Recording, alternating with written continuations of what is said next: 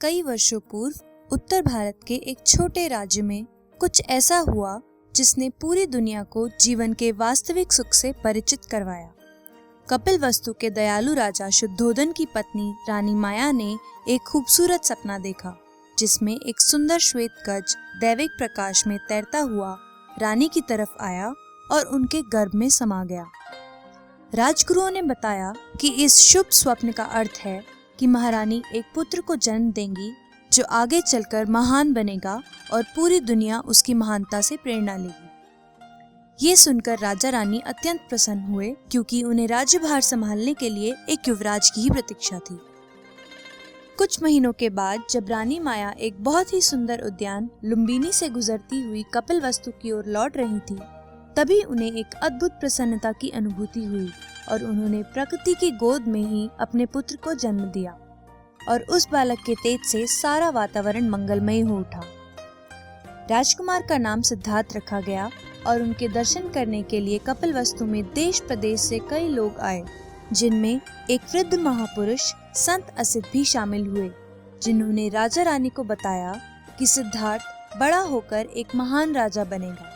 और उन्होंने ये भी बताया कि यदि उसने राजा ना बनने का निर्णय लिया तो उसका भविष्य और भी स्वर्णिम होगा। वो संसार के दुखों को देखकर वैराग्य अपनाएगा और एक शांतिपूर्ण और प्रेमपूर्ण जीवन का उदाहरण प्रस्तुत करेगा। ये सुनकर राजा शुद्धोधन ने सोचा कि मैं यही चाहूंगा कि मेरा पुत्र राज्यभार ही संभाले और एक महान राजा बने, ना कि एक वैराग्यपूर्ण जीवन बिताए। इसलिए उन्होंने सभी को ये कहलवा दिया कि राजकुमार को कभी भी जीवन के दुखों के बारे में पता नहीं चलना चाहिए और उनकी दिनचर्या मोह माया से परिपूर्ण रहनी चाहिए। सिद्धार्थ के जन्म के कुछ ही दिनों के बाद ही रानी माया का देहांत हो गया, जिसके बाद रानी गौतमी ने उनका पालन पोषण किया और भरपूर प्रेम के साथ उन्हें बड़ा किया।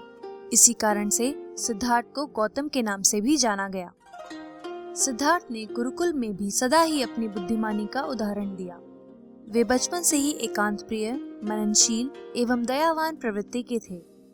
एक बार बालक सिद्धार्थ बगीचे में बैठे थे, तभी उनके चचेरे भाई देवदत्त ने तीर से एक उड़ते हुए हंस को मार गिराया। सिद्धार्थ ये देखते ही उस हंस की ओर भागे, जो घाव के बावजूद भी जीवित था लेकिन तड़प रहा था। उन्होंने हंस की चोट पर मरहम लगाया और उसे प्यार से पुचकारते हुए शांत किया। देवदत्त ने आकर ये देखा तो वह क्रोधित हो उठा और कहने लगा कि ये हंस तो मेरा है। लेकिन सिद्धार्थ ने ऐसी अवस्था में देवदत्त को हंस सौंपने से मना कर दिया। अंततः वे दोनों राजसभा में गए और महाराज से ये प्रश्न किया कि ये हंस आखिर है किसका। राजा ने जब राजगुरुओं से ये पूछा तो उन्होंने यही कहा कि रक्षक भक्षक से बड़ा होता है, अर्थात बचाने वाले का हक मारने वाले से हमेशा अधिक होता है। राजकुमार की यही संवेदनशीलता देखकर राजा को डर भी लगता था कि कहीं सचमुच ऋषि असित के कथनानुसार वह राजमहल छोड़कर वैरागी ना बन जाए। इसलिए 16 वर्ष की आयु में ही गढ़ राज्य की राजकुमारी यशोधरा के साथ उनका विवाह करवा दिया गया। विवाह के कुछ वर्ष बाद उन्हें एक पुत्र की प्राप्ति भी हुई, जिसका नाम राहुल रखा गया। समस्त राज्य में जहाँ पुत्र जन्म की खुशियाँ मनाई जा रही थी, राजकुमार सिद्धार्थ को इस बात की चिंता थी कि इस खुशी के अवसर पर भी उन्हें शांति प्राप्त क्यों नहीं थी। उन्होंने महाराज से विनती करी कि उन्हें नगर दर्शन की अनुमति दी जाए। राजा ने अनुमति तो दे दी, लेकिन ये भी कहलवा दिया कि राजकुमार के मार्ग में केवल प्रसन्नचित्त और स्वस्थ प्रजा ही दिखाई देनी चाहिए। किंतु होनी को कौन टाल सकता था। जब राजकुमार नगर दर्शन के लिए निकले तो उन्हें रास्ते में 4 दृश्यों का दर्शन हुआ। एक वृद्ध पुरुष, एक कुष्ठ रोग से पीड़ित पुरुष, एक शव जिसे दाह संस्कार के लिए ले जाया जा रहा था, और एक संत महात्मा जो शरीर से कमजोर दिख रहे थे, लेकिन उनके मुख पर एक अद्भुत शांति भाव था। उन्होंने सारथी से जब इन दृश्यों के बारे में पूछा तो उसने यही कहा कि हे राजकुमार, मृत्यु, रोग और आयु, इन 3 चीजों पर तो किसी का वश नहीं है। ये तो किसी को भी हो सकती है। राजकुमार ये सुनकर चिंतित हो उठे और उन्होंने ये पूछा कि क्या इस दुख से एक दिन मुझे, यशोधरा और मेरे पुत्र को भी गुजरना होगा।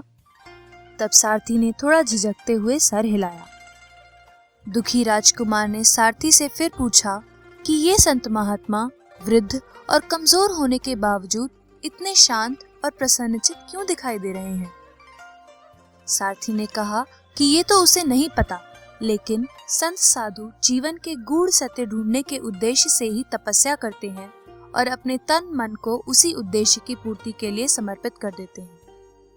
उस दिन की यात्रा ने सिद्धार्थ को वैराग्य मार्ग की तरफ मोड़ दिया और एक रात वे अपने पुत्र और पत्नी को सोता हुआ छोड़कर गृह त्याग कर जीवन ज्ञान की खोज में निकल पड़े। उन्होंने कई वनों का भ्रमण किया और संत महात्माओं से जीवन के सत्य के बारे में प्रश्न किए। वे निरंजना नदी के किनारे उर्वले नामक एक वन में भी गए, जहां उनकी भेंट 5 तपस्वियों से हुई, जिनके साथ उन्होंने कठोर तप किए। इस सब के बाद भी उन्हें अपने प्रश्नों के संतोषजनक उत्तर नहीं मिले। अंततः सिद्धार्थ गया आए और वहां एक वट वृक्ष के नीचे बैठ गए। उन्होंने प्रतिज्ञा की कि जब तक ज्ञान प्राप्त नहीं होगा वे वहां से नहीं हटेंगे।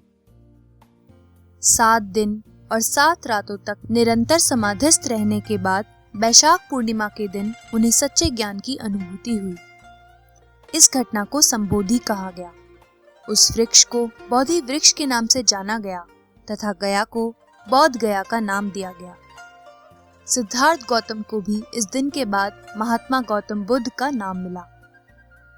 ज्ञान प्राप्ति के पश्चात उन्होंने बनारस के निकट सारनाथ में अपने पूर्व 5 सन्यासी साथियों को उपदेश दिए।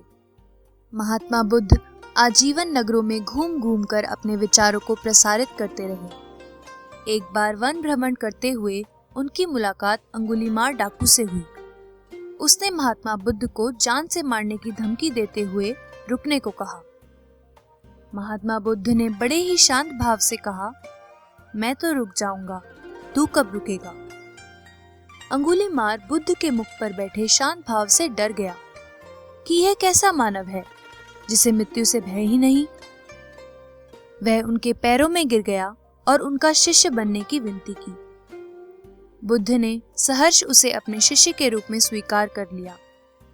महात्मा बुद्ध कुछ समय बाद कपिलवस्तु भी गए, जहां उनकी पत्नी, पुत्र व अनेक शाक्यवंशी भी उनके शिष्य बन गए। उनके उपदेशों का प्रचार सबसे ज्यादा सम्राट अशोक ने किया और भीमराव अंबेडकर भी बौद्ध धर्म के अनुयायी थे।